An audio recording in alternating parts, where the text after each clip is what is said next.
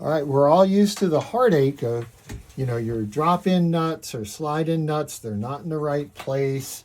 How do you get this thing? And it's moving, and this is moving, and that's moving, and So magnetic. Ring the nut over to where you want it to be, and then just pull away. Now you see it's kind of facing down, and that's all difficult. But when you use the magnetic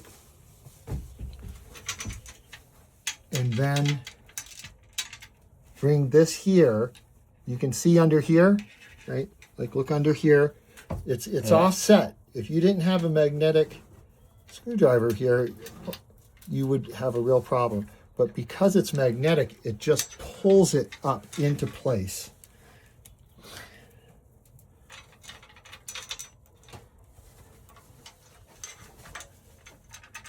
And then we're rocking and rolling. Get it down close. And use the T to get your final torsion on it. Excellent.